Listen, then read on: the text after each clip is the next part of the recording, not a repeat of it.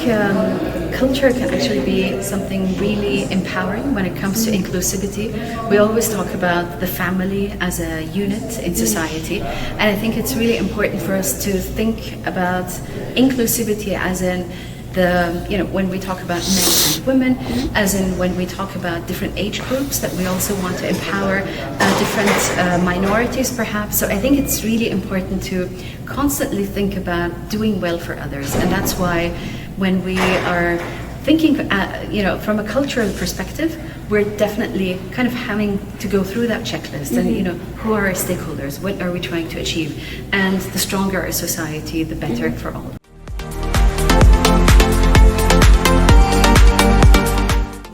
So I think there's multiple ways of how we can create healthy work environments where people cooperate, where they collaborate in teams and so on. And I think this is definitely the stuff that usually comes up in many of the leadership programs around the world. Now, giving everyone a voice, I think, is extremely important, but also how we structure these teams and how we give them the right training, and also how do we hold them accountable, and I think also how do we then give them a platform for them to share and participate, and based on that help them to grow. I've seen perhaps many people sometimes take shortcuts when it comes to I want the next position, I want the next one, but I think the process of how people are being trained and how they get exposure in a cumulative way is something that is extremely important.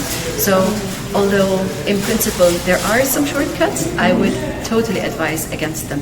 In terms of initiatives within the government, I think there's just too many to actually talk about, whether we're looking at it from an organizational development or we're looking at it more at a national level. So there's so much going on at the moment.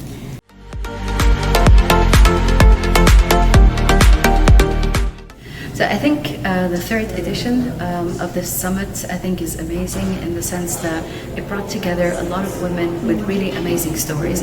And I think the important part of summits such as these is the sharing of stories and experiences. I think when we think about career paths, usually we think about them in a very linear way, or we think that X leads to Y. Yet when we look at every one of these career paths, they're very different, and I think we need to understand how the dynamics are changing and perhaps how they don't necessarily match our expectations. So I think that's why this summit is such a valuable addition to many people who want to go into leadership and who want to kind of understand it a little bit more, but not necessarily from textbooks.